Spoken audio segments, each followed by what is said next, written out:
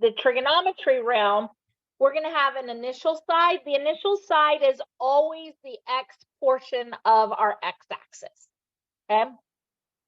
And the terminal side is we're going to start at the x-axis. We're going to go counterclockwise.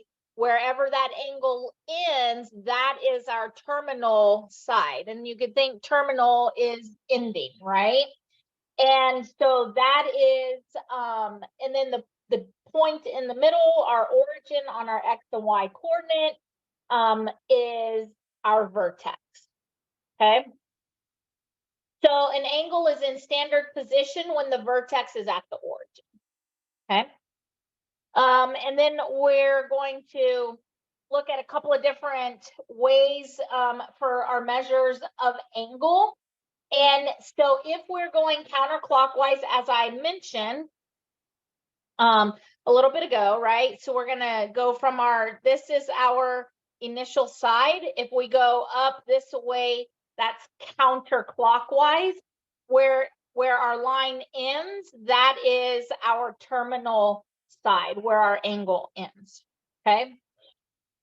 If we go in a counterclockwise direction, then our angle is positive.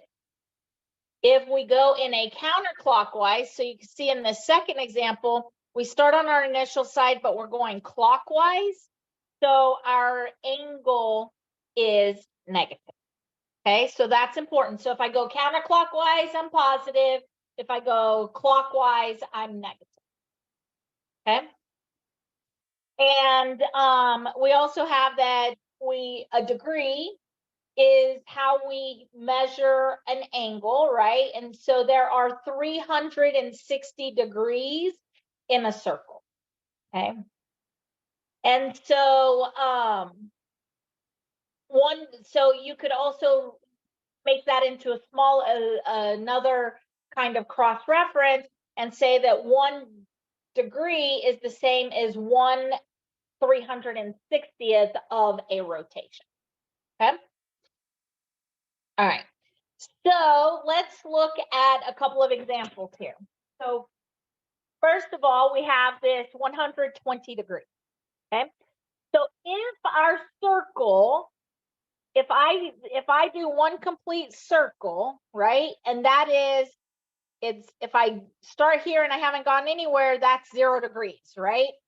If I go all the way around, I am now at 360 degrees. If I divide 360 into 4 equal parts, that means each quarter is worth 90 degrees. So if I go from here to here, I've gone 90 degrees, okay? If I go from here to here, I've gone 90 more degrees, so this has to be 180 degrees. If I go 90 more degrees, then this is 270. And if I go 90 more degrees, I'm back to my 360. Okay, question. Okay, so now whenever we're looking at these examples, we have 120 degrees. Well, if this is 90 and this is 180, then 120 has to fall somewhere in here. And so it's probably about 30 degrees off of 90 and about 60 degrees here. We don't have to be 100% precise, but so we could say then that this angle right here is 120 degrees. And what quadrant does that fall in? That falls in my second quadrant. So refresher, in case you don't remember, we label our quadrants. Here's quadrant 1, 2, 3, and 4. Okay. All right. Excuse me. So now let's do negative 70 degrees. Well, remember negative, I have to go I have to go clockwise. So if I go here, that's negative 90 degrees, but I need to go 20 degrees less than that. It doesn't have to be perfect, but maybe something like this. And so this right here is going to be negative 70 degrees. And so that angle falls in my fourth quadrant. Okay, question.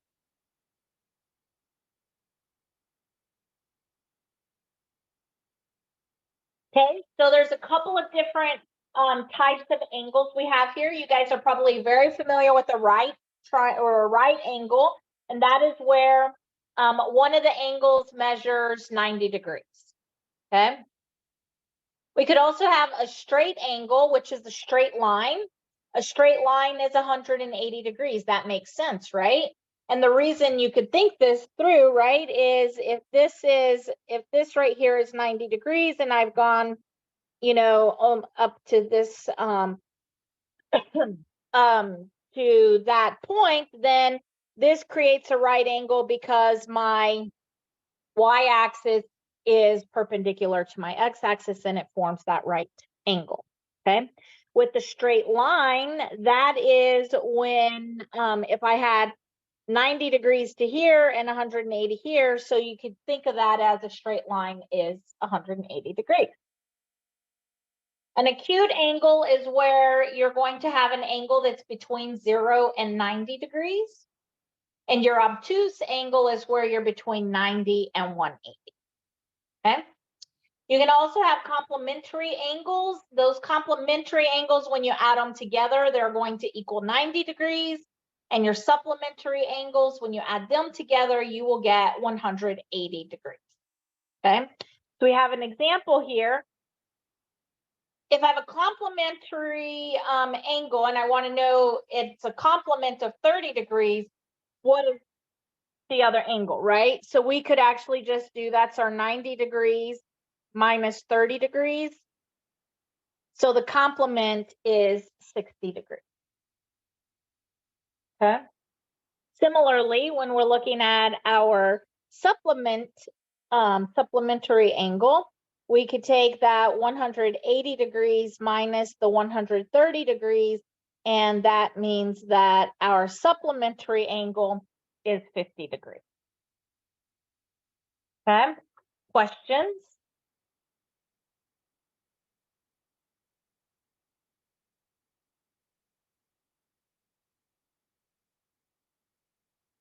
All right, so for this one, we have that 1 degree equals 60 minutes. Okay, because you'll have some homeworks where we need to convert a degree to minutes or seconds. And so I'll add here that a degree can be divided into 60 equal parts called minutes. Okay, and those are going to be MIN, or you could just see it as a 1 tick mark. Okay, so similarly, each minute is divided into 60 equal parts, and then we'll call that a second. And then that is denoted with these 2 tick marks. Okay, and so 1 minute equals 60 seconds. 1 degree equals 3,600 seconds, right? So that is broke down over here. If I had 1 degree, if 1 second equals 1/60th of a minute, and 1 minute is equal to 60 degrees, then 1 second is 1/3,600 of a degree. Okay? Question. So we'll need to be able to convert between decimal form and minutes back to decimal form, right? And so for this first example, we want to convert to decimal degrees, okay? So I have 38 degrees plus I have 12 minutes. That's what that says, right? So I can do this 1 over 60, 1 degree is equal to 60 minutes using this, just this ratio that we have here, right? So if there's 1 degree in 60 minutes, my minutes are going to cancel here. And that's going to give me 38 degrees plus 0.2 degrees. And when I add those together, I get 38.02 degrees. So 38 degrees, 12 minutes is equivalent to 38.02 degrees. I mean, not 02, 2, just 2. Okay. Question.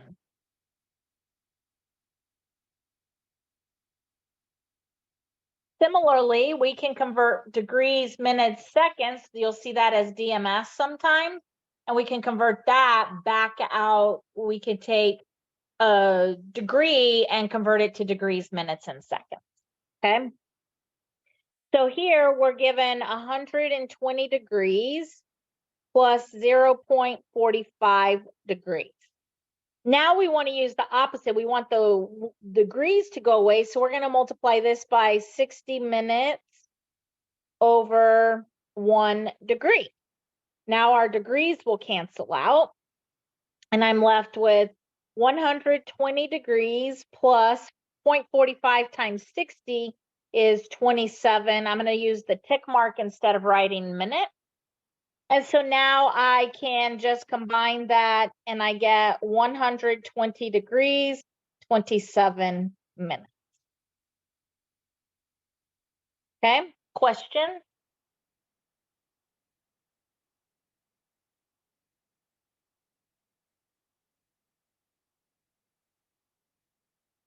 Okay. Now let's talk about radians, right? So we've been talking about degrees, but sorry, could you go back for a minute? I think I just want to take a picture of it. Yep. And you know I upload these at the end of class, right?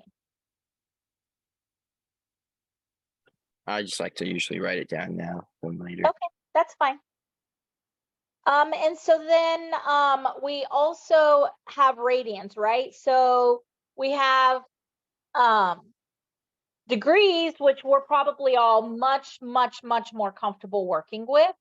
But a lot of like physics and things like that might work in terms of radians, right? So we have to have an equivalent to that. So basically, when we're talking about, and we'll get into this in the next section, it's the unit circle. I am not a fan of rogue memorization of the unit circle. And in fact, I highly encourage you to not memorize that because I'm going to teach you other ways to calculate that. And I think that down the road, it'll make you better off in like higher maths. Okay. So ultimately, though, when we're looking at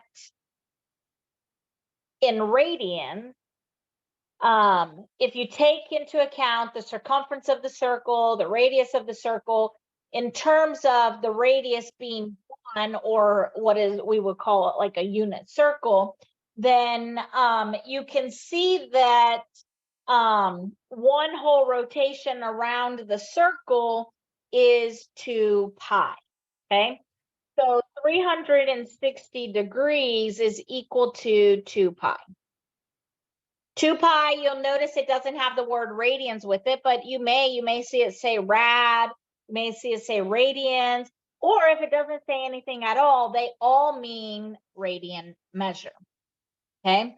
And when we get into using the calculator and stuff, I'll make sure and point out to you, your calculator has a degree mode and a radian mode, and depending on which one you're in, will depend on the solution you get, especially if you put, I want to know what the sine of 32 degrees is. Well, it's different than if you're trying to figure out what 32 degrees is but you're in radian mode, you're going to get the wrong solution. Okay, so it's important to know that difference. All right, so we have a conversion here that this is something that you guys need to commit to your memory, what's in the box here, right? So pi is to 180 degrees as as 2 pi is to 360, right? So it's really just reducing it. And so you're not having larger fractions and things like that. So just remember that if this here was 2 pi, then this has to be 1 pi, right? If 2 pi divided by 4, each pi is half a pi. So I have pi over 2 pi or 3 pi over 2. Similar to having 90, 180, 270, okay? And so ultimately, it's just important to realize that pi is equivalent to 180 degrees. So if I'm trying to convert from degrees to radians, then I want radians on top and degrees on bottom. If I'm trying to go from radians to degrees, I want degrees on top and radians on bottom, okay? Or the pi on bottom. Okay, questions? Okay, so let's practice a couple of these, right? So if I have 120 degrees, that's going to be times pi over 180 degrees. These answers need to be exact, not in decimal form. Okay, so don't put 120 divided by 180 times pi. No, what you will do is you will say, okay, this one I have 60 goes into here 3 times, 60 goes into here 2 times. So that's going to reduce to 2, let me put it down here, 2 pi over 3. And that would be your solution. So 120 degrees is equivalent to 2 pi over 3. Okay.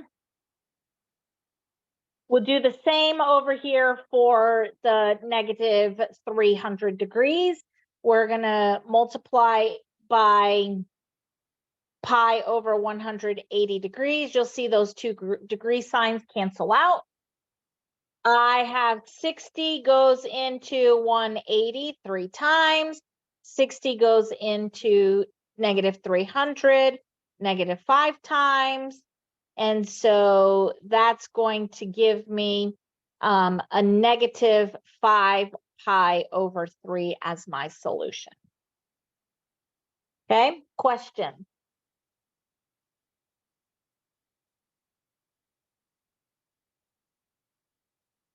So when we're converting from radians to degrees, I need to get rid of that pi, right? So I want pi on the bottom so that these pi's are going to cancel out with one another. So that means I put the 180 degrees up on top, okay? So 9 goes into 9 1 time, 9 goes into 180 20 times. My pi's are going to cancel with each other. So I get 8 times 20 is going to give me 160 degrees. So 8 pi over 9 is going to give me 160 degrees. Okay, questions? Can you just repeat again why you use 180 over pi? Yep, because we're converting from radians to degrees. So I want to go 2 degrees, so that should be in my numerator. And this one would be in my denominator because I want to eliminate it.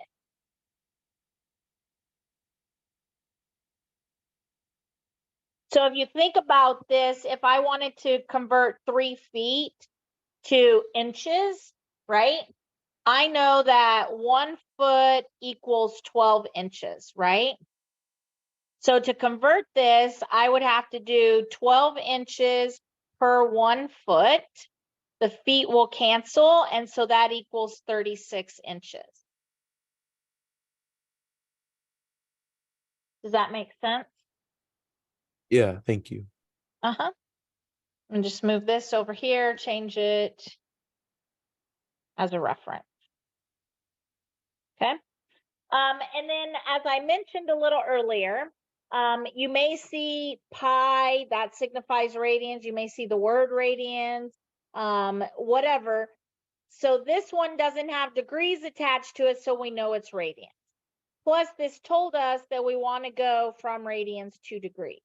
So I have to do my 180 degrees over pi. Okay. There's no pi in my original to cancel out. That's okay. Okay. So I would have 1.8 or negative 1.8 times 180. That gives me negative 324 degrees divided by pi.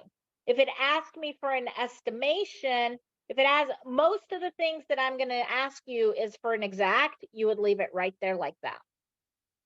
If it asks for an estimation, you could do negative 324 divided by 3.14 or your pi key on your computer or your calculator, and you would get that's about negative 103.13 degrees. Okay.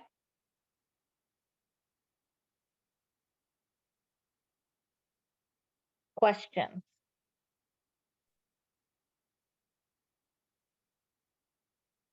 Okay, now let's talk about coterminal angle. So coterminal means together, right? Together, and terminal meaning ending. So this is basically saying I need two angles that end together. Well, they always have to have the same initial side. So in order for them to start at the same place and end at the same place, they're going to have to be a multiple of the other one, right? So it's either 360 or 720 or some multiple of it, okay? Or in the negative direction as well. And the same with pi. So it could either be pi, whatever it is, plus 2 pi, plus 4 pi, something like that. Okay. So there's a couple of examples here. It shows us that 50 degrees, this right here is 50 degrees, right? That is, it starts at the x-axis and it goes up 50 degrees. And this one here, it goes past the 50 degrees and all the way back around the circle, ends at the same place. So that's actually 50 degrees plus 360. So that's 410 degrees. Okay. So if you were asked to find a coterminal angle, a positive coterminal angle, you would do 50 plus 360. If you were asked to find the negative coterminal angle, you could have done 50 minus 360, and you could have ended up here. So we start and finish in the same place, but they're just slightly different angles. Okay. And it works exactly the same way with pi or with radians and 2 pi. Okay. So let's look at a couple of examples for this one. We're asking for a positive angle and a negative angle. Okay. So if I have 110 degrees plus 360 degrees, because I want a positive one, that means 470 degrees is a coterminal angle to 110 degrees. Okay. If I wanted to know the negative one, that would be 110 degrees minus 360 degrees. And so that's going to give me a negative 250 degrees. So 110 degrees, 470 degrees, and negative 250 degrees all start and end at the same location. Okay. Question. We can do the same with this negative pi over 4. So we have negative pi over 4 plus 2 pi. Well, that's the same as saying negative pi over 4 plus 8 pi over 4. So that is 7 pi over 4. So that's our positive. Our negative would be negative pi over 4 minus 2 pi, which is negative pi over 4 minus 8 pi over 4. So that is negative 9 pi over 4. Questions?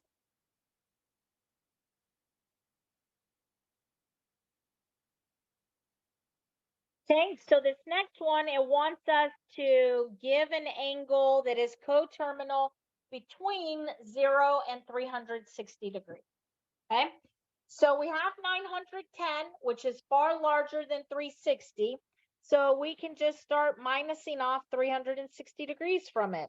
And that gives me 550 degrees, which I'm still exceeding the 360 degrees. So I need to minus off another 360. And that gives me 190 degrees. Okay, so 190 degrees is a coterminal angle that's between 0 and 360 degrees and still coterminal with 910 degrees. Okay, you could have also said 910 degrees minus 2 times 360 and got the same solution of 190. Okay. For this next one, it's negative. We want to be between 0 and 360. So I need to add 360 degrees to this one. And that gets me 280 degrees. I now fall in that range of 0 to 360. So I am good on that problem. Okay, questions? Wait, so when you plus 360 and you minus 360, that finds your positive and your negative coterminal angle, right? So this one we had to minus it because we had a positive angle. So I need to reduce it by factors of 360 until I'm in this zone. Okay. And so for this one, it was negative. So it's on this side. So I have to keep adding 360 till I get in that zone. Oh, okay. So then you just need to keep doing it until you're in the range of 0 to 360 degrees. Correct. That's what it is. And then, Yeah. okay. And your homework might give you some of those between 0 and 2 pi. It's the same concept. You either add 2 pi or take 2 pi away until you get into that. And I think I have 2 of those on this page, right? So if I Okay. want to be between 0 and 2 pi, how do I do that? So here, if I minus 2 pi from here, right, that's going to give me 17 pi over 6 because this is positive. And if you think about it, 2 pi with the denominator of 6, right? If I did that, that's really 12 pi. So I need to be between 0 and 12 pi over 6 if I'm looking at it with a common denominator, right? And so if I take this 17 pi over 6 and I minus off 12 pi over 6, then I'm going to get a solution of 5 pi over 6. That is between 0 and 2 pi, so I'm good. I can stop. Could you go back to the last one then? I have a question about something there. So then for like the one in orange is like, why did we add and minus it again? Because it's negative and positive, right? Yeah. So then actually, no, never mind. Okay, So- yeah, never mind. I think I understand now. You got it? Okay, yeah. So if they're asking us for a positive angle, we just need to add, but if they had given us like negative 380 degrees and asked for a positive, I add 360 and I'm still at negative 20. So I have to add 360 again to meet the positive angle, right? But I could have said, oh, negative 20 is a negative angle, add 360 again, and I get 340 degrees is the other one, which would be the positive angle. So negative 380, negative 20, and positive 340 are all the same beginning, initial point, and terminal point.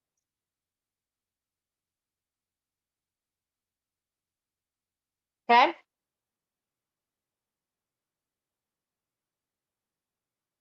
All right, so this last example we have here, we have negative 35 pi over 12. So now we need to be, I'm going to put this in. So now we need to be in a different zone, right? Now we need to be either between 0 and we want the 12 to be on the bottom. So 12 times 2 is 24. So that would reduce to 2. And so that is the equivalent, right? And so now I want to add 24 pi over 12, right? Well, I'm actually adding 2 pi, right? Which essentially is adding 24 pi over 12. And that's going to give me negative 11 pi over 12. I'm still not between 0 and 2 pi. So I have to take that negative 11 pi over 12, add another 2 pi to it. 2 pi is equivalent to 24 pi over 12. And so now I'm going to be left with 13 pi over 12. That is between my 0 and 2 pi, and so I can stop.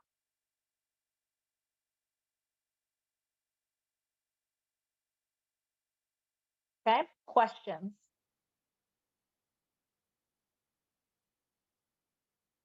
So now let's talk a little bit about arc length. So arc length is, and how we can compute that, and it's given with, we need to know the radius of our circle, the length of the arc intercept, that is this red line on the graph here, and the angle measured in radians. The angle must be in radians to do the calculation. And so now what you have to do is you have to have 2 of those 3 elements to be able to use this formula, right? So we could actually, people always are like, why does this matter? Why am I learning this, right? It could be for a multitude of reasons. We'll do an example here in a little bit that is a practical example. But let's think about pizza, right? You buy a pizza pie, it has 6 equal slices. So, each piece has, 30 degrees of the triangle piece. And I want to know how much crust I have, right? So I can measure how long my side is, and I know the angle should be about 30 degrees. I could compute how much crust area there is as well, right? So things like that. So ultimately, this first example we have here, you're given your theta in radians. Great, we can just apply the formula. That formula is that our the arc length, right, of that angle that's intercepted there, that theta. So our S is equal to our radius times our theta. Keeping in mind, theta has to be in radians, okay? So S equals R theta.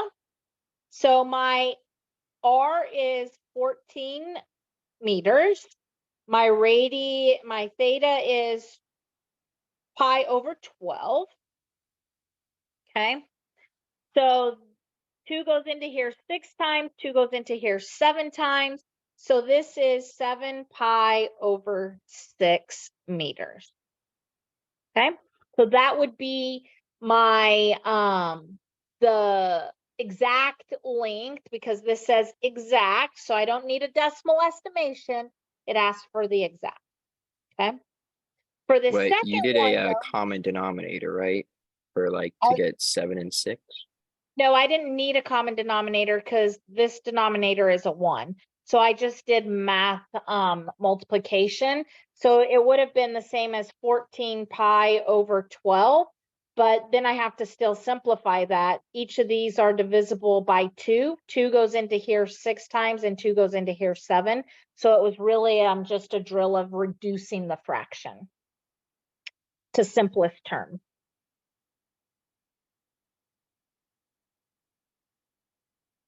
Okay. So for part B over here, you can see we're in degrees. So we have to take that theta of 20 degrees and we have to turn that. We want to get the degrees gone and we want it to be replaced with pi, okay? Because we want it to be in radians.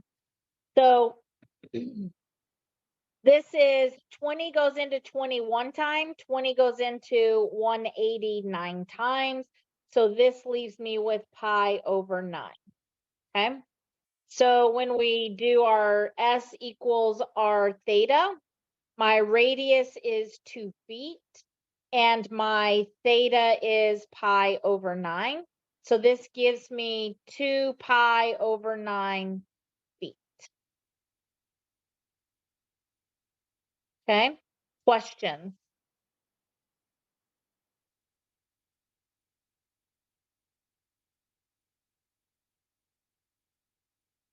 Okay, as promised, we have this application type of problem. So we're given a lot of information here. It tells us that Key West, Florida is located at 24.1 degrees north, 81.8 degrees west, and Cleveland, Ohio is located at 41 degrees north, 81.7 degrees west.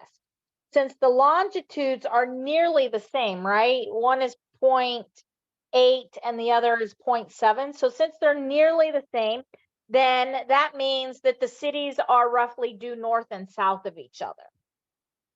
Okay. Using the difference in latitude, we want to approximate the distance between the two cities, assuming that the Earth radius is 3,960 miles. And we want to round to the nearest mile. Okay. So this is, we have Key West is 24.1 degrees north, right? And Cleveland is 41.5 degrees north, okay? So I could take the difference between those, right? So 41.5 degrees minus 24.1 degrees, and that equals 17.4 degrees is the difference between those. But remember, we have to use radians. So I'm going to take my theta is equal to 17.4 degrees. We're going to multiply that by pi over 180 degrees so that the degrees cancel. And this gives me, let me scoot this down just a little bit. This gives me approximately 0.30, and that's in radians. Okay, I'm going to just put that. You don't have to put the word radian, but I'm just putting that there to kind of help as a reminder.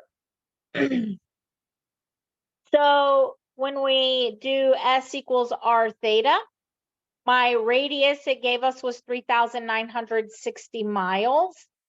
And my theta is 0.30. And that is approximately 1,188 miles. So if you Googled the distance between Cleveland and Key West, if you were not taking the roads, right? Because roads you veer and such, but if you did the actual distance from those two cities, it would be a just shy of 1,200 miles. Okay. Questions?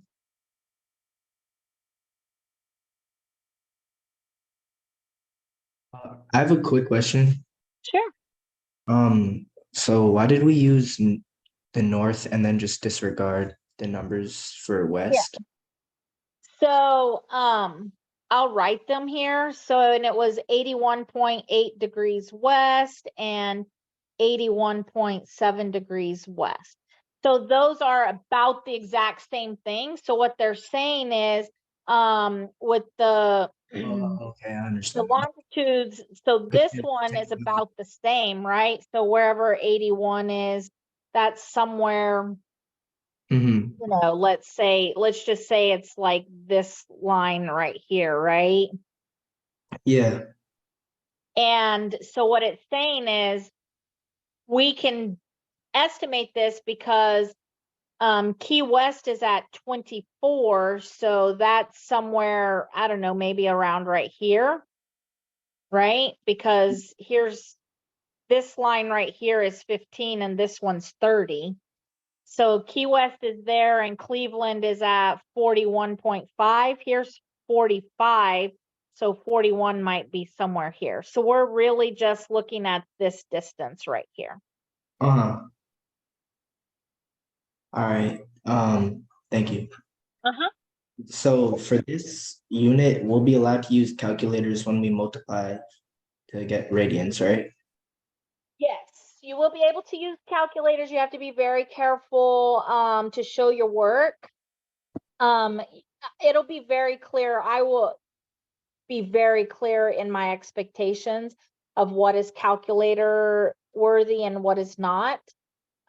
This sort of thing, you would definitely be able to use a calculator. All right, thank you. Yeah. All right. So now let's talk about angular and linear speed. Okay. So our angular speed we can get by taking our theta divided by our time, right? And our linear speed is like our velocity, right? And we can get that by dividing our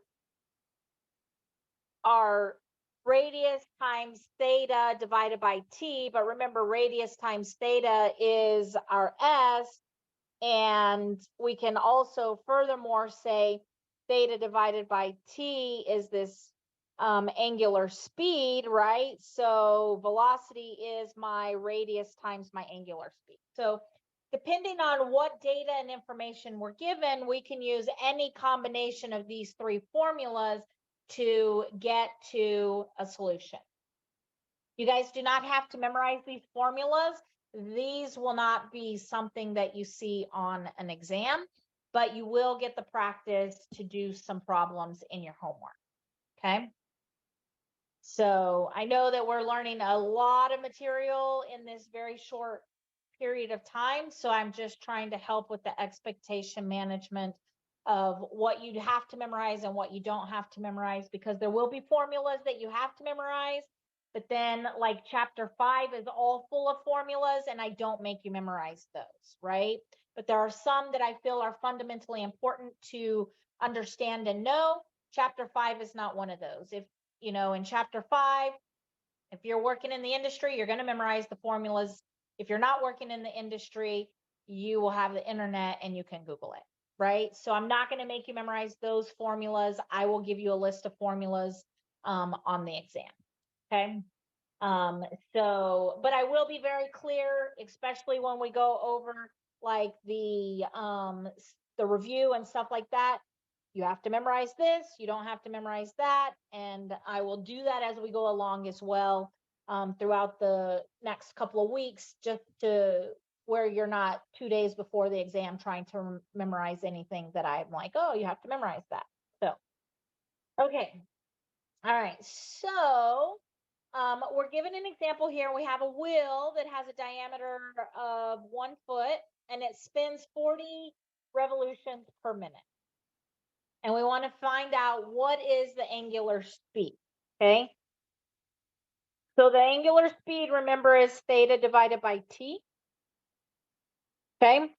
Well, in this case, my t is well, first of all, let's say my distance is 1, right? Or not my distance, my diameter is 1. So that means my radius is 1/2 or 0.5, right? And so if I'm doing 40 revs per minute times 2 radians, 2 pi radians per 1 revolution, right? So my revs are going to go away, and that's going to leave me with 80 pi. We'll put rads per minute, okay? Or you could just, you don't have to put the word rad there. You could just say 80 pi per minute, okay? And if we want to know how fast in feet per minute that goes, then we're looking at velocity, right? And we know our radius and we know our angular speed. So we could say that's 0.5 feet times 80 pi per minute. And so that's going to give me 40 pi per 40 pi feet per minute. Okay. And if I wanted an estimation, if I said, give me this to the nearest foot, then that is approximately 126 feet per minute. Okay. Question.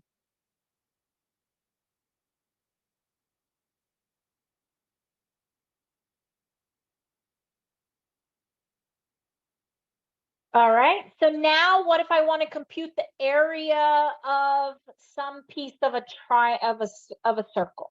Okay. This formula you need to memorize. Potentially, I haven't written the exam, but this would not be one that I would give you on the test. Okay. So I would commit this to memory the best that you can. Again, taking into account that I have not written the exam yet, so I'm not 100% sure if this is a problem that I would put on the exam. If it does go on the exam, you would have to have that formula memorized. Okay, so that is our area is 1/2 our radius squared times theta. Again, theta must be in radians. Okay, so here's an example. It says I have a circle with a radius of 12 feet. So that's saying this is 12 and this here is 12. And it also tells me that my angle is 135 degrees. So that degrees there tells me I have to put that into radians. So 135 degrees is equivalent to pi over 100 degrees. My degrees will cancel, and that simplifies. This simplifies to 3 pi over 4. Okay. So now I have A is equal to 1/2 radius squared times theta. So that is 1/2 times 12 feet squared times 3 pi over 4. Okay. So that is 1/2 times 144 feet squared times 3 pi over 4. So that is 1 times 144 times 3. That's 54. Divided by 8. So that gives me 54 pi feet squared. And then if I wanted a decimal approximation, it's 169.6 feet squared. Okay. So to get to that 54, that is 144 times 3 divided by 2 times 4, which is 8. Okay. Question.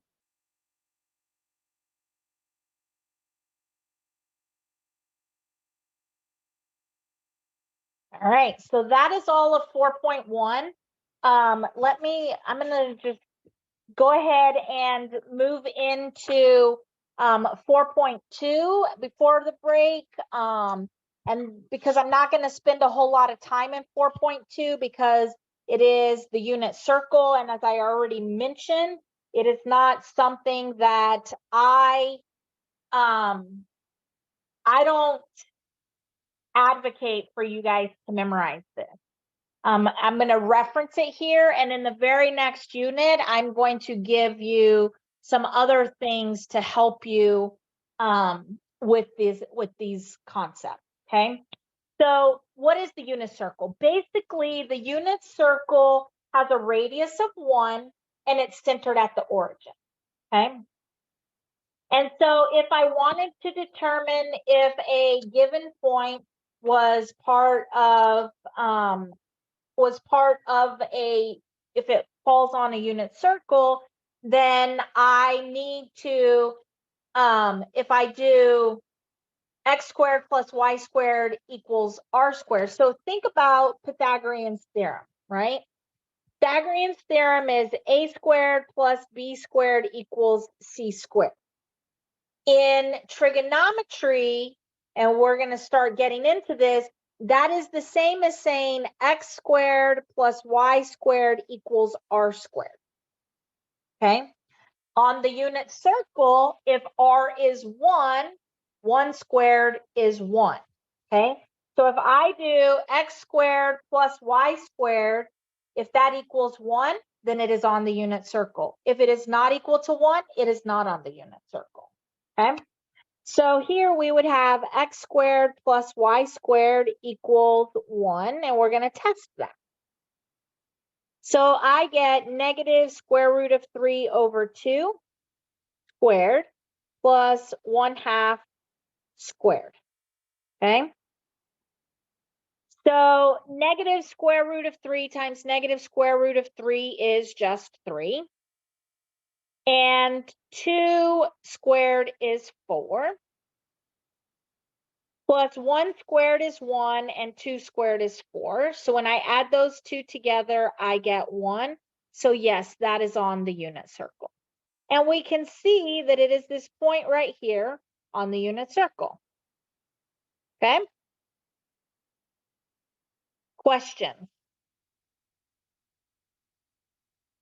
Now this information comes from your textbook.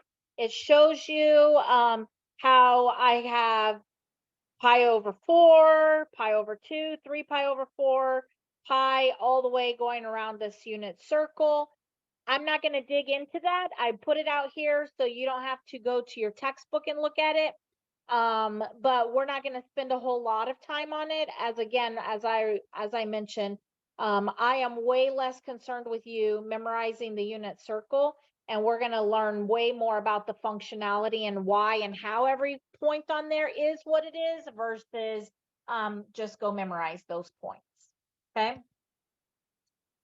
So that brings me over here to a little more about the unit circle here. This is, again, we're on a unit circle, so you can see that our x is 1, so that means our radius is 1. That tells us that we're on the unit circle. When we are on the unit circle, so this right here is, these formulas are only pertinent if you are on a unit circle. Okay.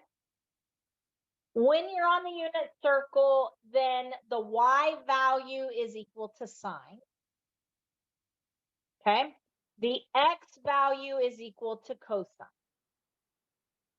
Tangent is equal to my sine divided by my cosine, or my y divided by x.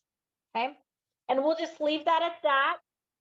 After we have more discussion down the road, you guys can come back and read these and maybe dig deeper. But I really am more concerned with you learning about it when the radius is something else besides 1, because that's going to be 99% of your life if you're in a STEM field, right? So I don't want to put a lot of emphasis on the unit circle because it's a very niche, very specific, very narrow view of trigonometry.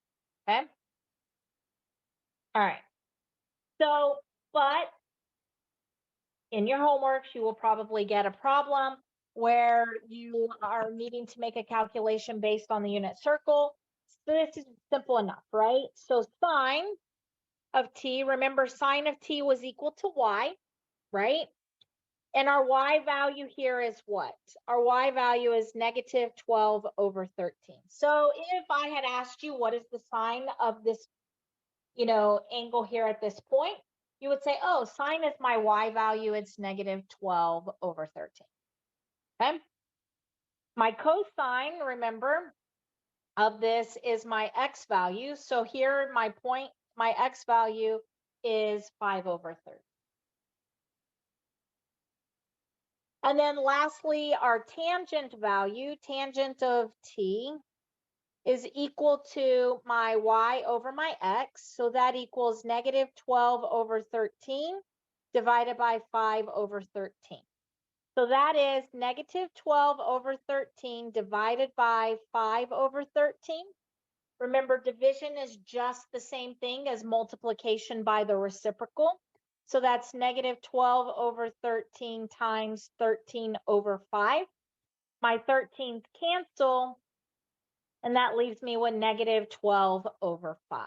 So my tangent is negative 12 over 5.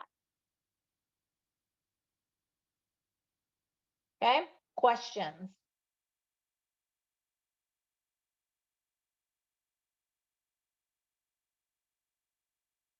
Okay, we're not really going to go over all of that, but what I do want to point out is that the sine of t, the sine of cosine, the sine of q, the sine of blah, blah, blah, it doesn't matter whatever that variable is. It doesn't have to be just theta for angle. It could be t, it could be any sort of variable.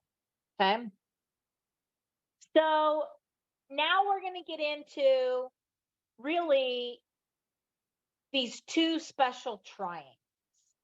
Okay. I'm going to see if I post them. No, I will. If one of the two things that I posted, three things that I posted this morning, if one of them wasn't the special triangles, I will definitely release those as well.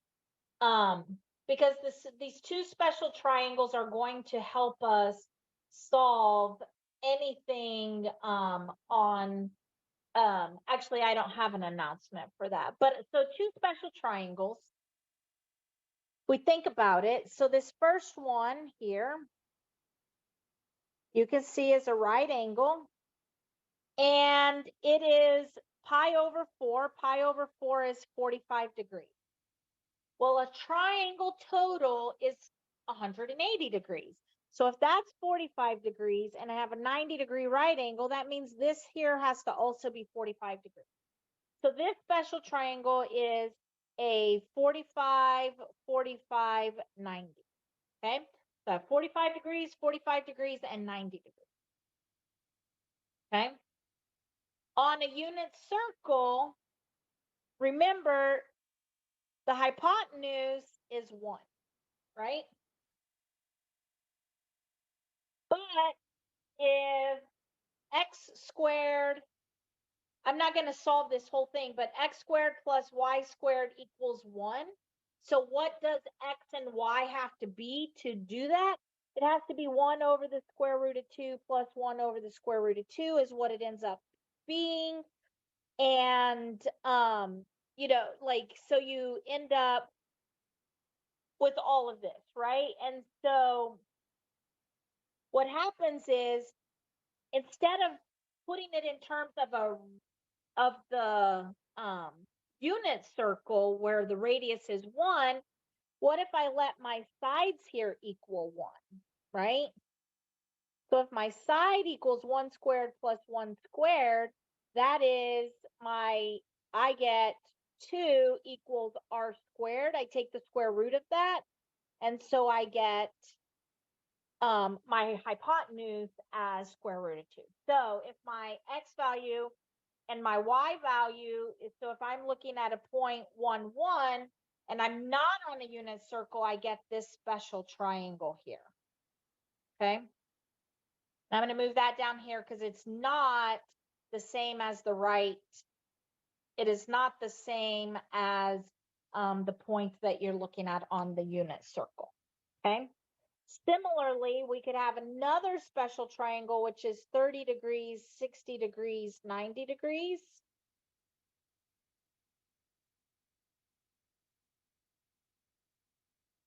So if this is 30 degrees, not to scale, and this is 60 degrees, right?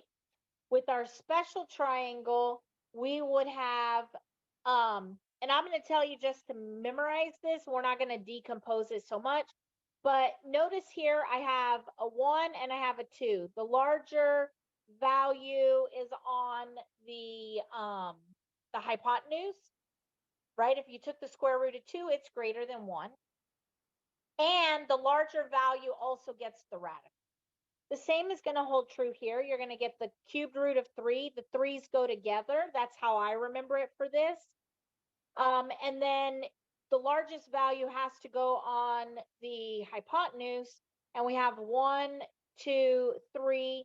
And we'll learn all about this a little bit deeper, I believe, in the next section. But I always bring that forward here in this section to just reiterate that there's not a need to memorize the unit circle because we're going to use these two triangles more than anything else this semester to do the solving of the things that we need to solve. Okay? Question.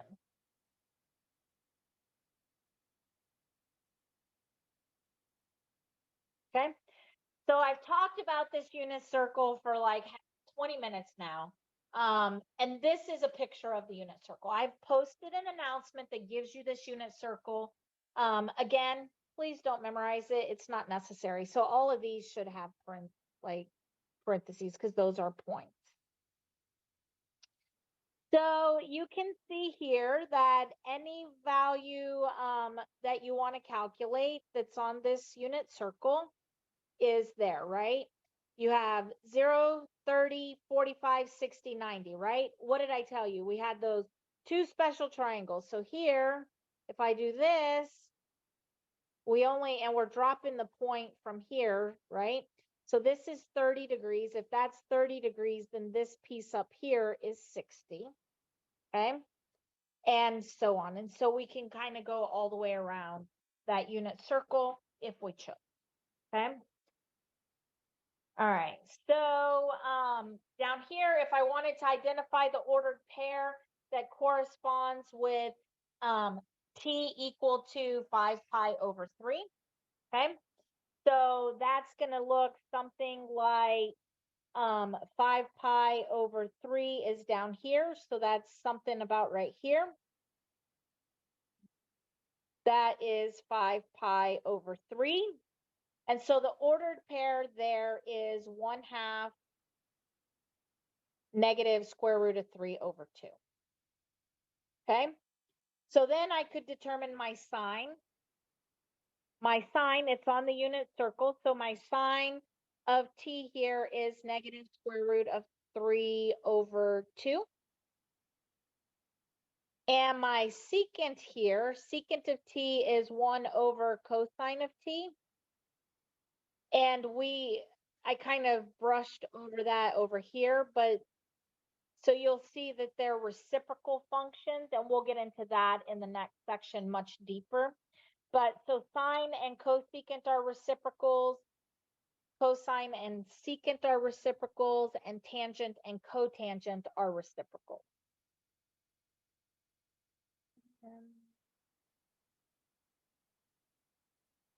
Okay, so the reciprocal, so 1 over the cosine here is 1/2, so that's 1 over 1/2. So that's 1 divided by 1/2, which is 1 times 1/2. So actually 1 divided 1 times 2. And so my cosecant of t is equal to 2.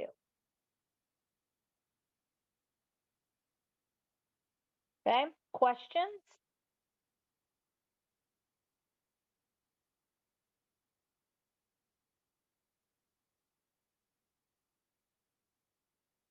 Okay, so this, I'm just putting it out here so you can see the domain of these functions. So because certain functions have reciprocals, right? So when one is 0, the other one might be undefined. And so you can see here that when your x value is 0, that puts it in the denominator. And so here and here, your tangent and your secant are going to be undefined because that puts your x value in the denominator. Similarly, your cotangent and your cosecant are going to be undefined whenever your y value is equal to 0. Okay, so that's what this table here just lays down your domain. So sine and cosine, all real values, right? There's no restriction. Tangent and secant is restricted by odd multiples of 2 pi, though that makes them undefined. And cotangent and cosecant have to exclude multiples of pi because that will make them undefined. Okay. Questions? All right, so as promised, here is a little broader look of some of these identities, right? So we have our reciprocal identities. So you can see there that the cosecant of is equal to 1 over the sine, or sine is equal to 1 over the cosine, because sine and cosecant are reciprocals of each other. Okay. Similarly, secant and cosine, and tangent and cotangent. And then we also have what's called quotient identities. That is this here, where our tangent is equal to our sine over our cosine. And since cotangent is the reciprocal, that stands to reason that the cotangent is also going to be the reciprocal of that equation, which would give us cosine over sine. Okay. I also have a couple of identities over here to the to the right. That is our Pythagorean identities. So you have sine squared of t plus cosine squared of t equals 1. Remember, sine is y and cosine is x in our unit circle. And so that makes sense, right? And we're not going to go into the proof and derivation of the other two, but this is something that you need to memorize, all of these formulas. I think you're going to memorize them as much as you're going to work with them over the next couple of weeks. They're going to naturally get memorized, but that's something that I would say you should put a honest effort to remembering these, because these things will not be provided to you on an exam. And you're going to use them an awful lot. Okay. So I have an example here for us, a couple of them. And so if I have the sine of t is 15 over 17 and the cosine of t is 8 over 17, using those properties on the previous page, how can we determine our tangent and our cosecant? Okay, so we'll start with tangent. Tangent of t is equal to our sine of t over cosine of t. Okay, so that equals 15 over 17 divided by 8 over 17. Okay, so again, 15 over 17 divided by 8, 15 over 17 divided by 8 over 17 is the same as 15 over 17 times 17 over 8. 17's cancel, and that gets me 15 over 8. Okay, so my tangent is 15 over 8.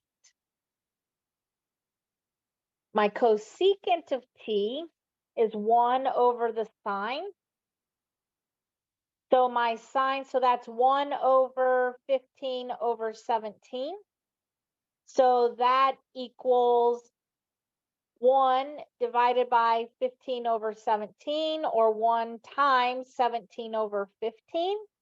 And so that gives me that my cosecant is 17 over 15. Okay, question.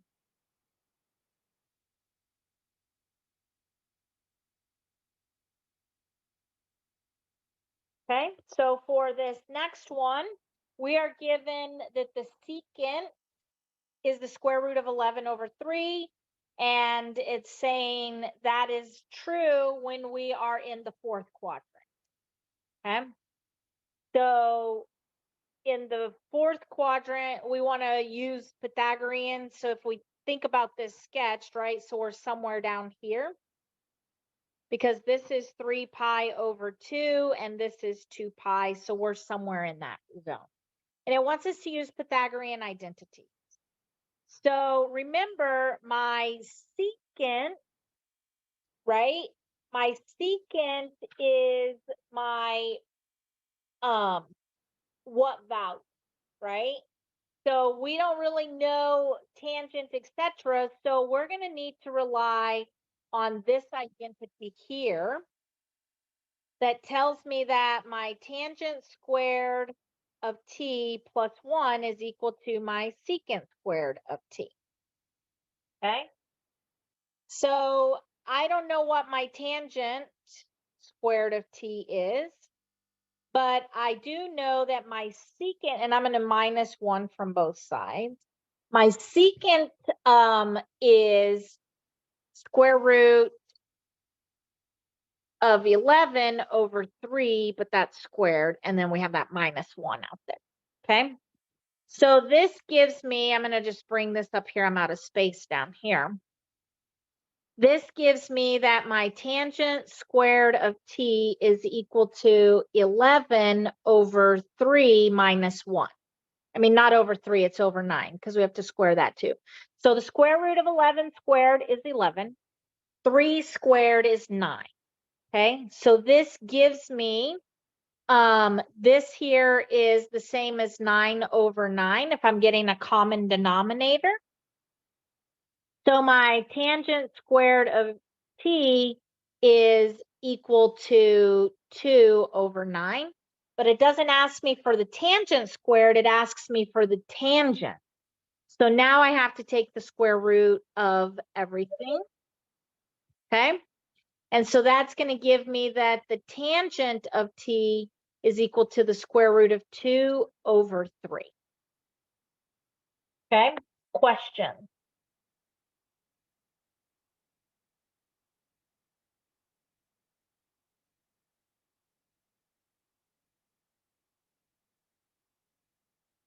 Why is it over minus 9 over 9? Because it was minus 1, because we moved this positive 1 to this side. And so I just gave it a common denominator so that I could do the math easier.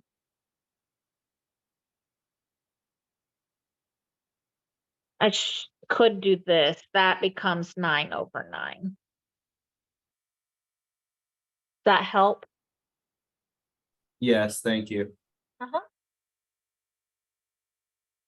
All right, so this next one, this is again just a little bit of FYI for your information and knowledge.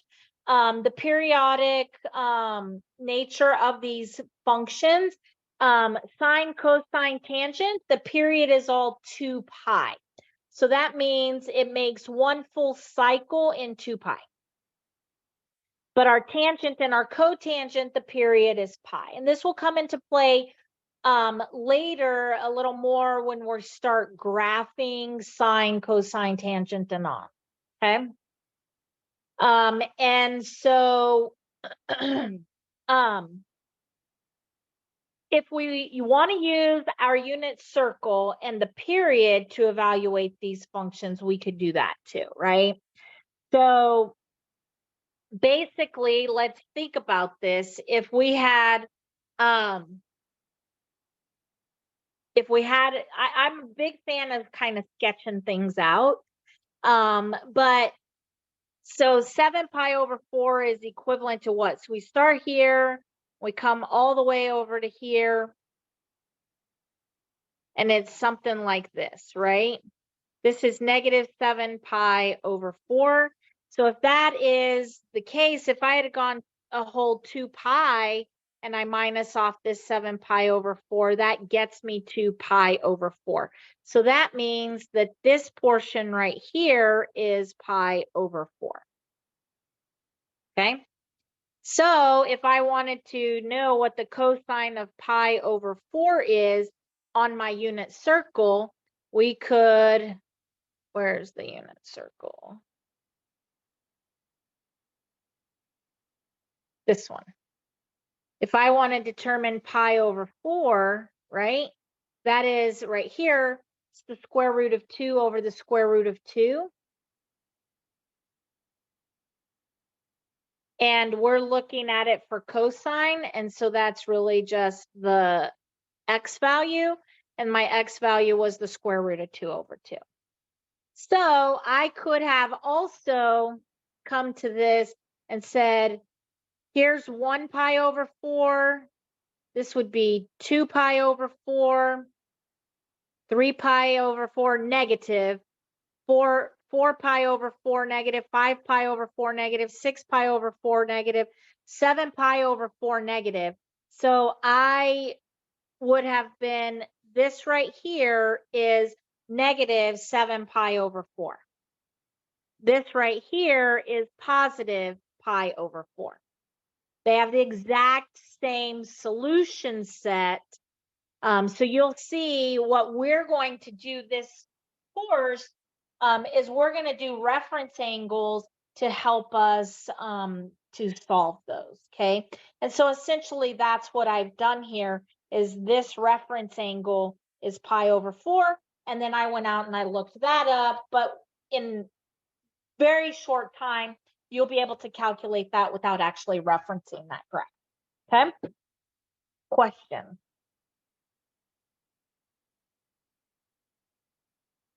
Okay, so the tangent of negative pi, I will also say, tangent of negative pi is equivalent to the tangent of positive pi over 2, right? Because think about it, you have this, you go, here's negative pi, right? Here's positive pi, but remember, because what we're dealing with here is when it comes to that unit circle, we have to remember what, so if we have negative pi over 2 adding pi because of the period, right, of it, that's how we get to this positive pi over 2. But you also have to keep in mind that our defined, if we come back over here to this one, was it? Yeah. Where we are undefined, our tangent is undefined at pi and pi over 2. Negative pi over 2 and pi over 2. Okay? So that's why over here we're undefined, because we're undefined at both negative pi over 2 and pi over 2. Okay? Questions? Okay, so for this one, we're going to be looking at, we have 17 pi over 6 minus 12 pi over 6. So we're just getting those coterminal angles, right? This is really 2 pi. We're just minusing off a multiple of it, and that gets us to 5 pi over 6. We go look on the unit circle for 5 pi over 6. That is right here. So that's this right here. My X and Y are here. If we're looking for the sine, that is our y value. Our y value for this one is 1/2.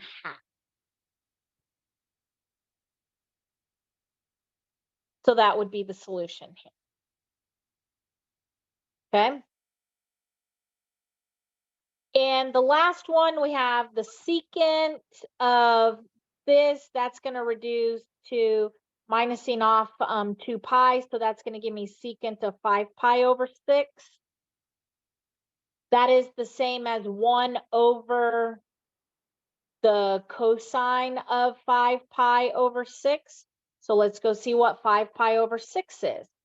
5 pi over 6, and we want the cosine. And so that is negative square root of 3 over 2.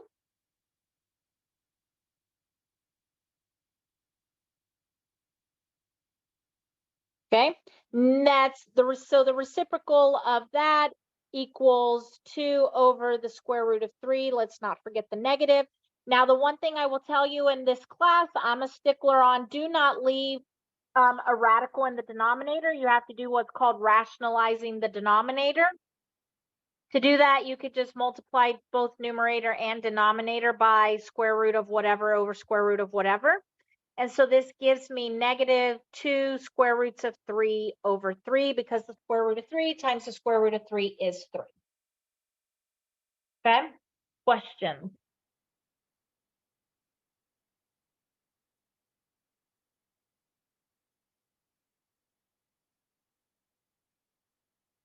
Okay, so a little bit more for your reading pleasure about the properties of these functions. The one thing I will point out here, just like we have odd and even functions with our polynomials and such, you do also have odd and even functions in trigonometry. An even function is a cosine or a secant. So my solution is the same for x as it is for negative x. On the other hand, they're odd because if I input negative x, I get out a negative solution, right? I don't get out the same answer for sine, cosecant, tangent, and cotangent. So 2 of the functions are even, the other 4 are odd functions. Okay, question. So in this example here, we have tangent of t plus pi. Well, because the period is that, then that's really the same as the tangent of t. And then I'm having that multiplied by the cosine of 1 plus t plus 2 pi. Again, that's the same period. That's 1 period, so that's just times the cosine of t. So when we're working with these, it's sometimes easiest. The tangent is the same as my sine of t over my cosine of t times the cosine of t. So those will cancel. And so that is the sine of t. So if I took the tangent times the cotangent, that is equal to the sine. Okay. So similarly over here, I have 3 sine of t plus sine of negative t, right? Because 2 pi is one whole thing. It's really just a multiple of, so we can kind of ignore that. And so because sine is an odd function, when I input a negative t, just like with my polynomials, I get out a negative function, right? So this is going to give me 3 sine t minus sine of t. 3 minus 1 is 2, so that's 2 sine of t. Okay, question.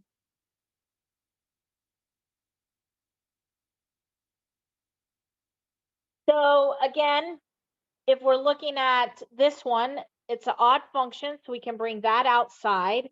This is an odd function, so we can bring that outside, right?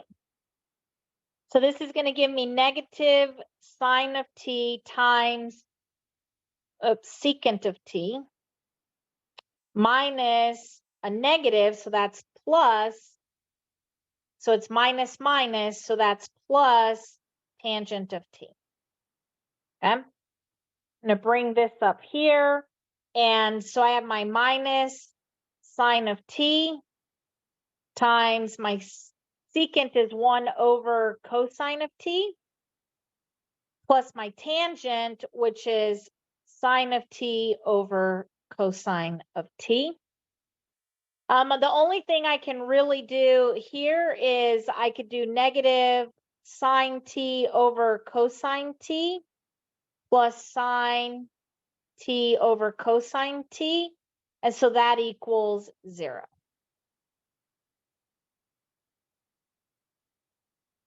Okay, so if I did sine of negative t times secant of t minus tangent of negative t, I would get a solution of 0.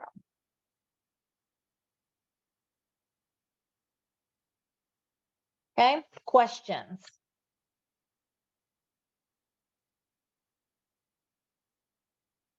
So we have one more set of things to cover in this section, and then we'll take our 10-minute break.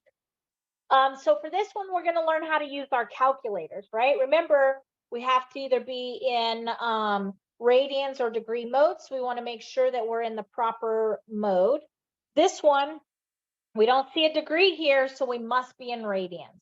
So if you have your calculator, go ahead and break it out and practice with me. Otherwise, if you don't, you maybe have a cell phone, you can break that out. You can turn your cell phone sideways. That's what I'm going to do as I work through it with you. And so you turn your calculator sideways. The one thing that I will tell you, like at least on mine, you can see there's these arrows, and then it has a button right here that says rad. And then I have this says sine, cosine, tangent, and it has a bunch of other keys. This is a square root and such.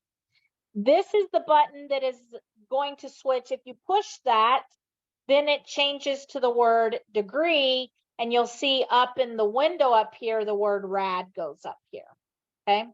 And that tells you then that you're working in radian, because you want it to say rad so that you're working in radian, okay? So then you can just push the cosine button and then type in 7.482 and hit enter. And what do you guys get? Give me to 4 decimal.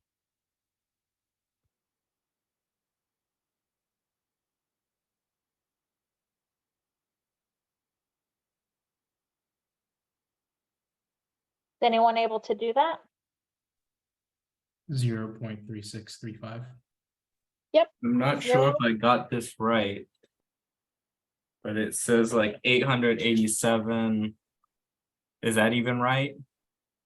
If you were to do that cosine, you can't. No, it wouldn't be right. Yeah. So clear your. I don't know what I thing. did wrong.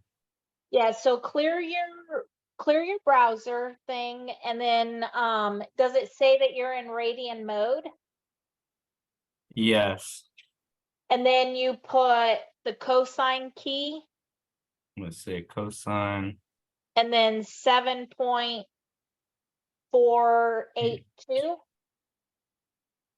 When I hit equals, it doesn't even do anything. I'm not sure if I'm doing something wrong.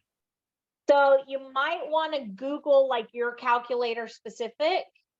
Do you Oh, have is it like 0.9915? this one is 0.3635. Oh. Okay, I'll Google it and I'll try to figure that out. If not, send me an email and the kind of calculator you have, and I'll see what I can find out. Thank you. Yep. All right, so the next one we have, you'll notice your calculator doesn't have a cosecant key, right? So we have to think about this in terms of 1 over the sine of 2 pi over 5. So we have to think about this in terms of that. So if I want to put this into my calculator, I want to still make sure I'm in radian mode, okay? And then I'm going to do 1 divided by parentheses, push my sine key, parentheses 2 times pi divided by 5, close those with 2 parentheses, and hit enter.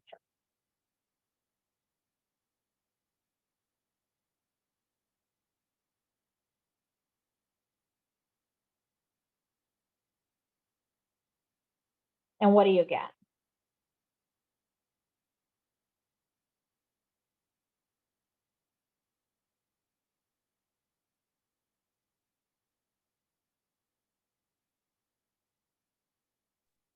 One point zero five one five. 1.0515.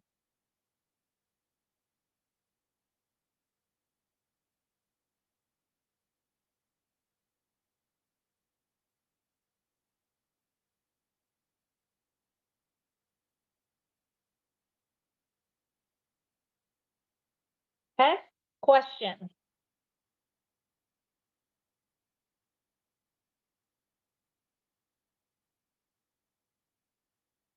All right, so that is all that we have for this section. So what we're gonna do is, it is 7:34, so let's go to 7:45. Take our 10-minute break, and then we'll come back and do the last section for the evening. Okay, I have a quick question.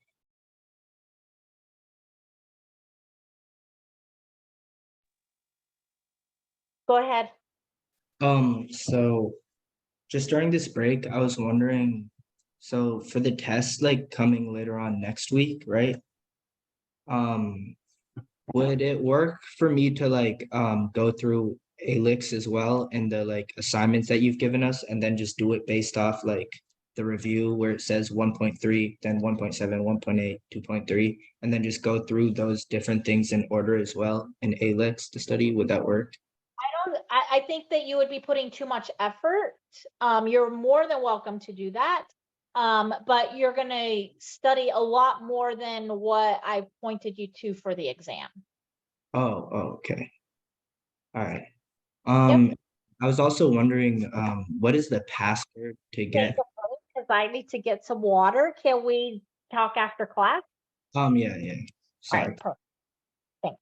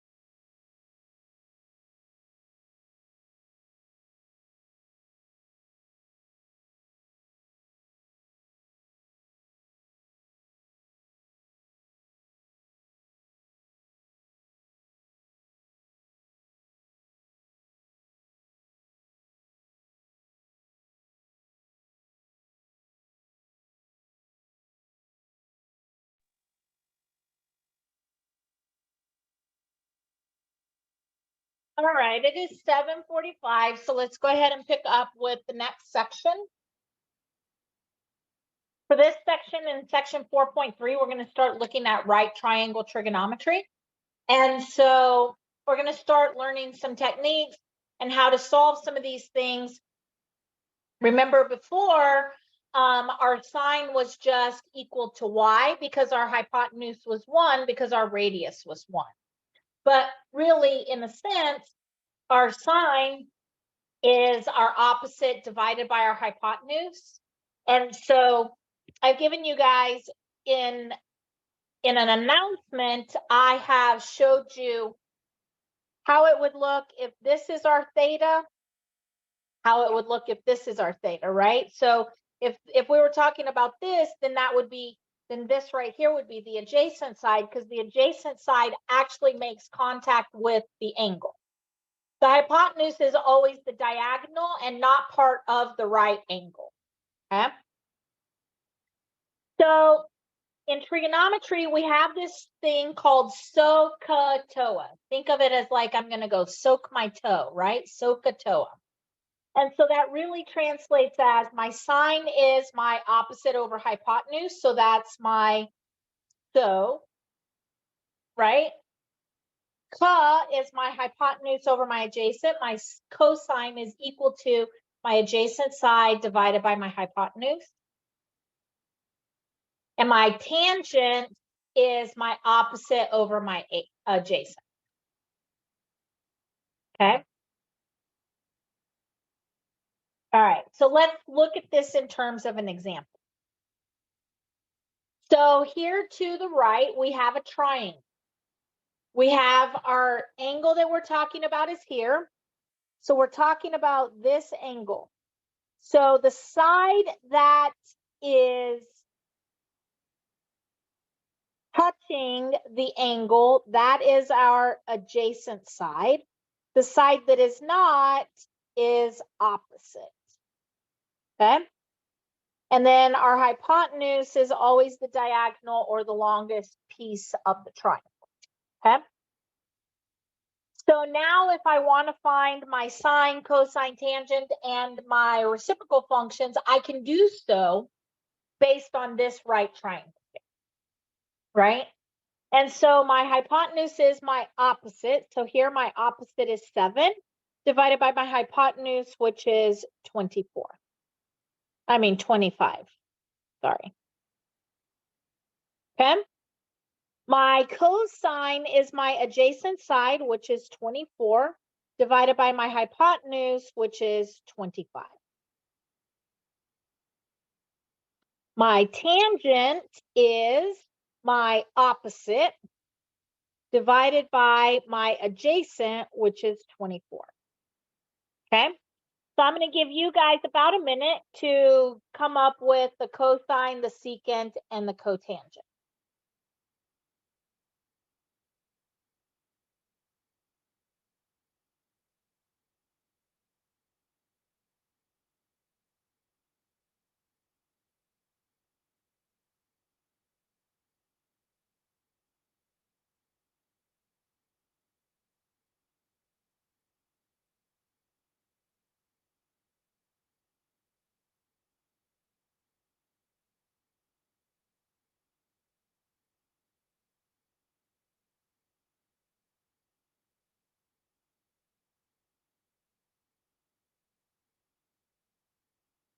Okay, so what do you come up with for the cosecant?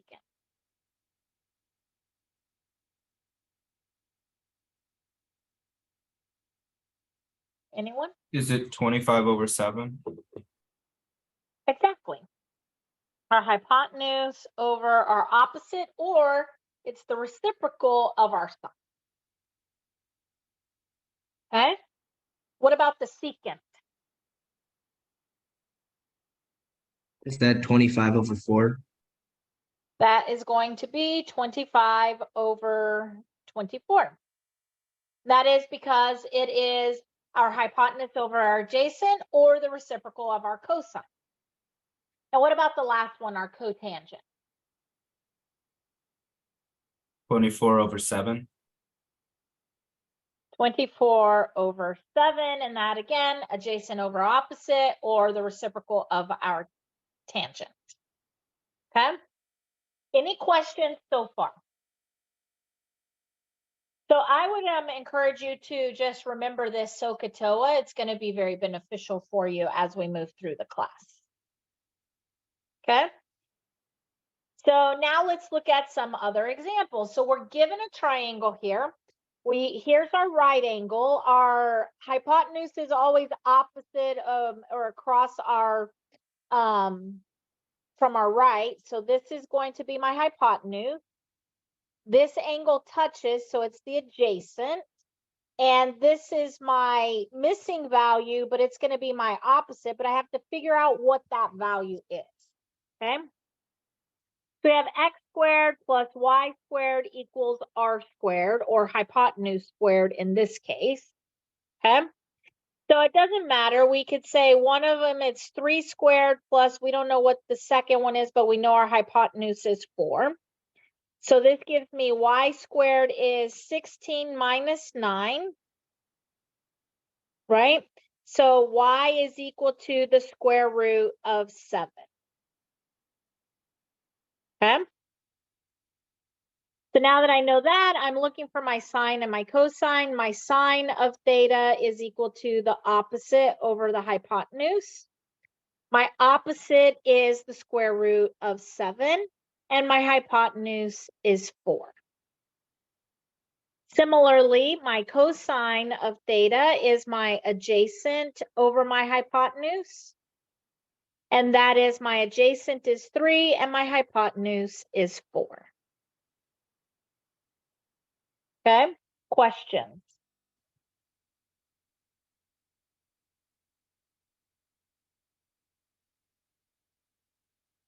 So this next example, we're given an acute angle.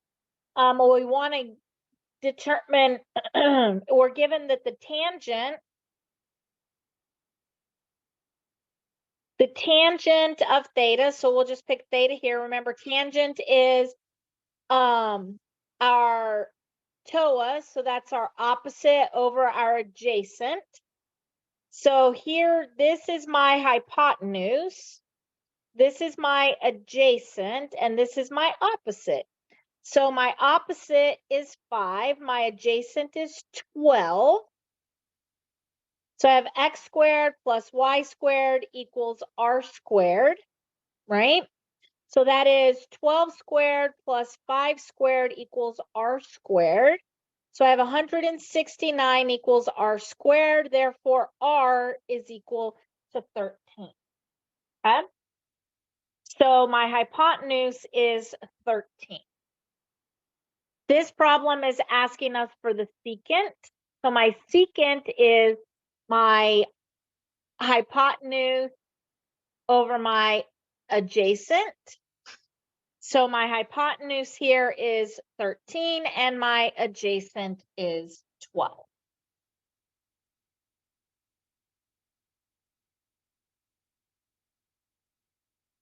Okay, question.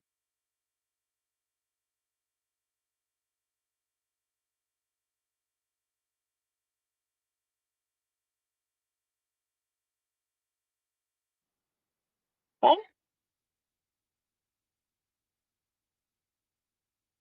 All right, so remember a little bit earlier, I pointed out our two special triangles, right? And I told you, I promise we're gonna get to that a little later. And so here we are. So again, the 45, 45, 90 degree triangle and the 30, 60, 90, okay? All right, so how do we look at these, right? So I've already kind of built it, told you a little earlier how we approach that, right? And so what we want to do is I'm going to show you how, if you don't want to just rogue memorize it, how you can kind of build and learn about that, right? And so what we have then is, if we kind of think of it in like a 3-step process. Okay. And so if we're looking at it here and we have step 1, we're going to write, let me scoot it over just a little bit. We're going to write 1, 2, 3.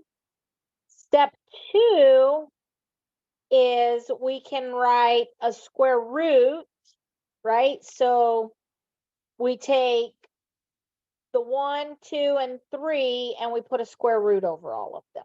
Okay. And our third step is put in a divide by 2. Okay, so we take all of that, we duplicate it here, and now we divide it by a 2. Okay.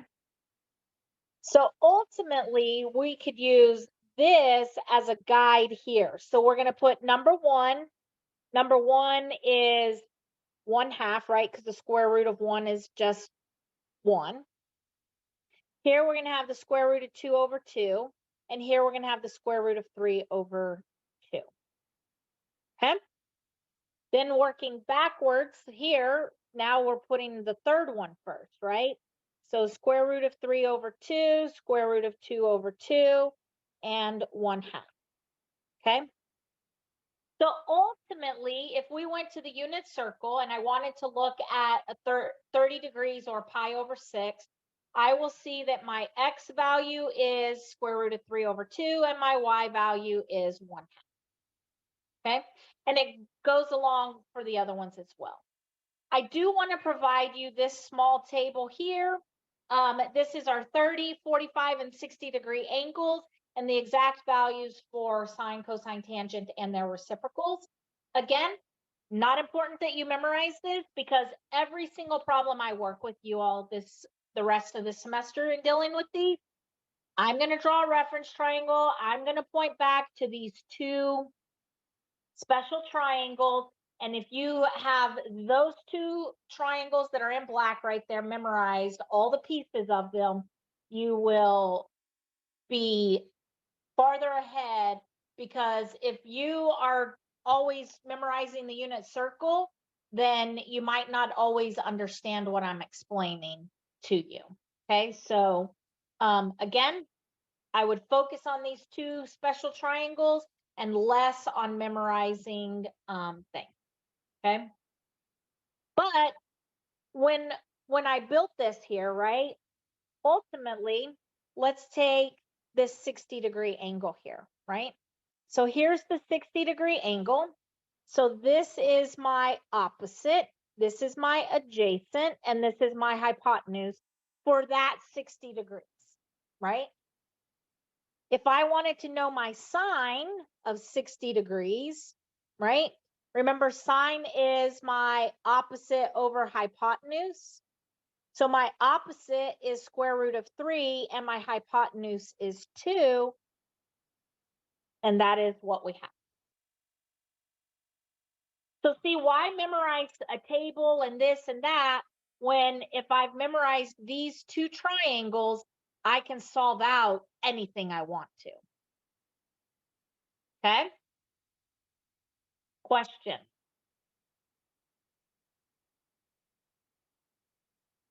So this is just, I'm not gonna, I mean, we've covered this, but I wanted to put it all in one concise area for you. I will point out that there are co-functions. So basically, sine is the same as, if I'm looking at a 90 degree angle, the sine of, let's say, 30 degrees is the same as cosine of 60 degrees, because that would be 90 minus 30. Okay. So sine and cosine are co-functions, tangent and cotangent are co-functions, and secant and cosecant are co-functions. Not to be mistaken for reciprocals, right? Because sine and cosecant are reciprocals, but sine and cosine are co-functions. Okay? Question.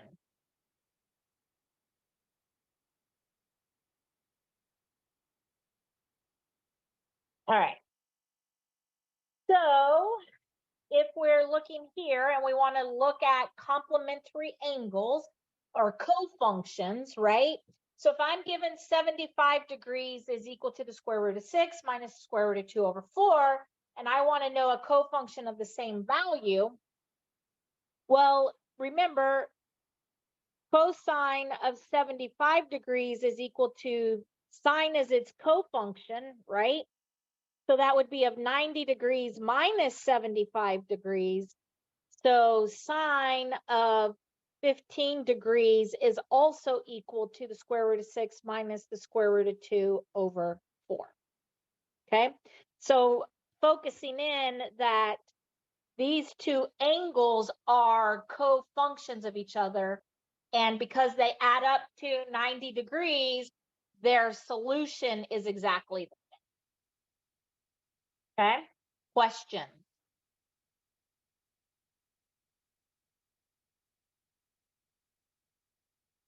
So if we want to use fundamental identities to determine if these expressions down here are true or false, we can. So we can prove that it's true if we can show that the left-hand side is equivalent to the right-hand side without moving things from left to right. We cannot do calculations across the equal sign in proving an identity. Okay. Now, if we can't show that the left is equal to the right, what we can do is we have to show a counter example or a case in which it does not work out. Okay. So for this first one, this is going to be 1 over our sine squared of theta, right? We're using our reciprocal identity times our, this is going to be our sine of theta over cosine of theta times sine of theta times cosine of theta. So essentially all I did, and when we work identities and stuff, when we do, proving things, one of the techniques is to put everything in terms of sine and cosine if possible. Okay, so this is going to give me, you'll see that I have a cosine in my numerator, I have a cosine in my denominator. I also have 2 sines here and 1, 2 up in my numerator. So those will all cancel out as well. Everything reduces to 1 equals 1. That is true. So we would say that that is a true statement.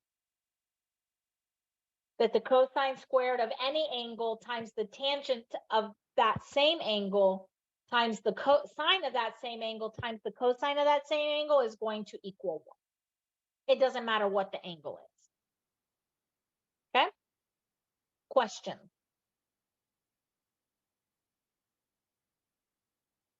So for this next one, let's do the same. Let's put sine of theta over cosine of theta times cosine of theta. And that those are going to reduce, and that leaves me with sine of theta equals 1 minus cosine of theta. That isn't true. We have this cosine, sine squared plus cosine squared equals 1, but these aren't sine squared. So really, so this is not equal. And so we could do an example, right? We could pick anything like sine of pi over 6. And we want to determine, is that equal to 1 minus cosine pi over 6? Well, pi over 6 is, sine of pi over 6 is 1/2. 1 minus the cosine of pi is square root of 3 over 6. Those are not the same, so this is not a true statement, and that would be false. And that example we worked right there would be considered a counter example. Okay, questions?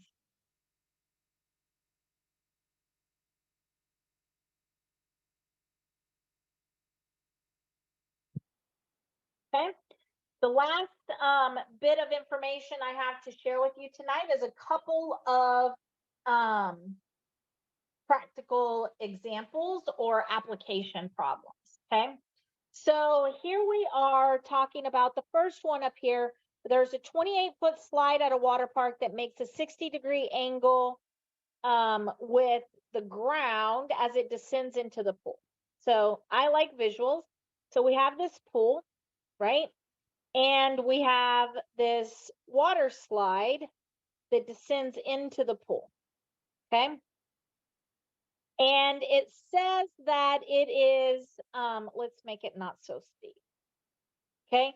It says that if this is the concrete under it, right? It says it's 60 degrees as it descends into the pool. And this is the right? This is the ladder we're going to climb up and then slide down the slide. So we want to know how high is that from the ground, right? We want to know from the ground to the top of the ladder, how high is that? It did tell us that the slide itself is 28 feet, right? So how do we solve this problem?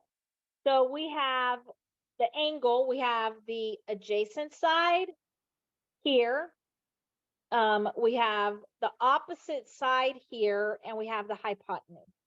So we have three things. We have the angle, we have the opposite, and we have, or we're looking for the opposite, and we have the hypotenuse. So we can say we're looking for the sine of 60 degrees is equal to opposite over hypotenuse, which is 28. Okay. So I can multiply both sides by 28. Right? So that's going to go away. And that's going to leave me with x is equal to 28 times the sine of 60 degrees. Okay, 60 degrees. Let's just draw our thing here. If this is 60, that means this up here is 30. So my square root of 3 goes with 30. So then I have 1 and 2. So sine, this is going to be my adjacent. This is my opposite. This is my hypotenuse. So my sine of 60 degrees is equal to my opposite over my hypotenuse. My opposite is the square root of 3. My hypotenuse is 2. Okay. So this equals 28 times the square root of 3 over 2. So that's going to give me 14 square roots of 3, which is approximately 24 feet. So that slide is about 24 feet high. Okay, question.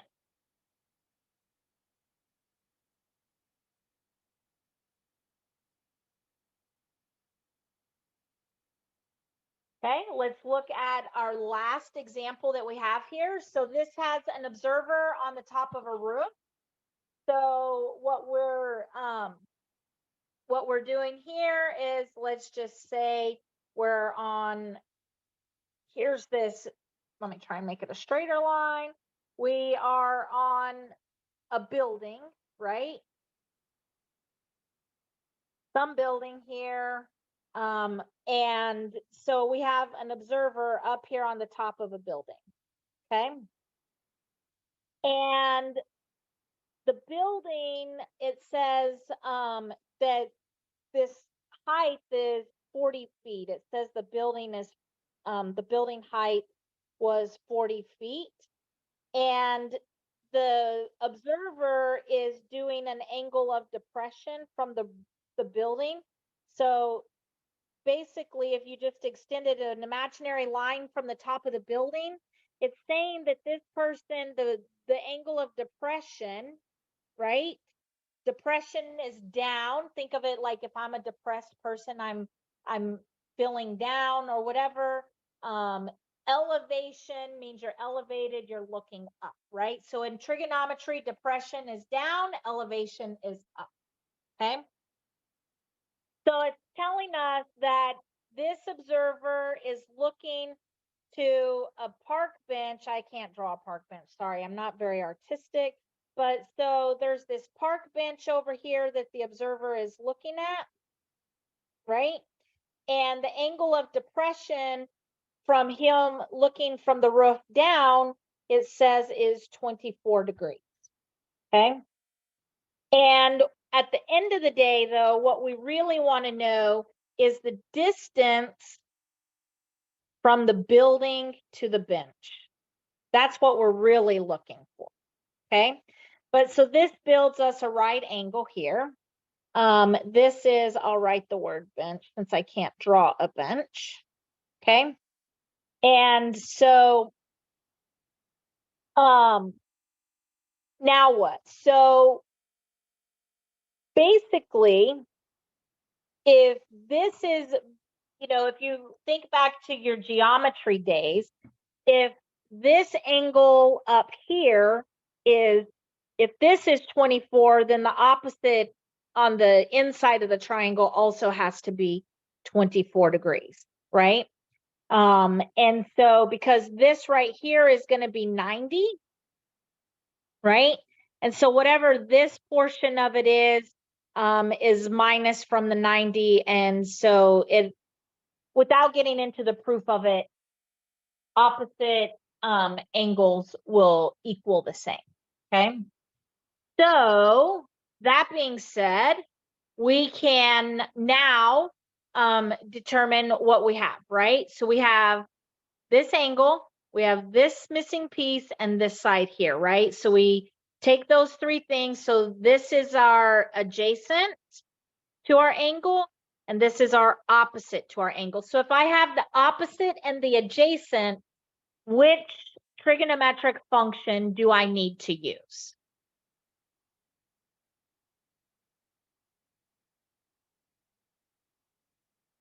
What do you think? Thinking back to SOHCAHTOA. Tangent. Tangent, right? So my tangent of theta is my opposite over my adjacent. So in this case, my tangent of 24 degrees, because I know that's my theta, is equal to 40 over x. Okay. I'm going to just scoot this up a little bit because I'm out of room. So if that's the case, then x, I'm going to multiply both sides by x, divide both sides by the tangent of 24, and I get that x is equal to 40 over tangent of 24 degrees. We don't have a special triangle or anything like that to help us solve a 24-degree angle. So the only thing we can do is use our calculator to help us with an estimate. So you could put in your calculator, make sure you're in degree mode because your angle here is in degrees. Okay, and you can put 40 divided by tangent 24 degrees. What do you get? What is the distance from the building to the park bench approximately? Would it be 19 or 18.73? Make sure you're in degree mode, not radian mode.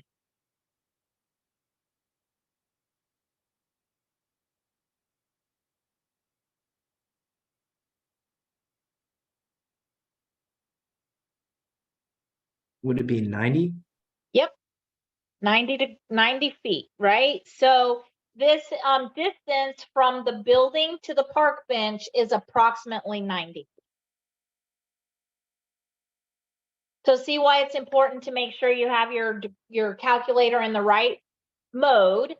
And then other than that, it's really just a computation, right?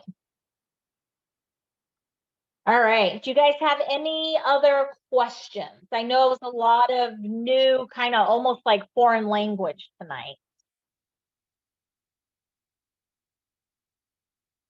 All right. If you guys don't have any other questions, I'll stick around, but that's all I have for you for this evening.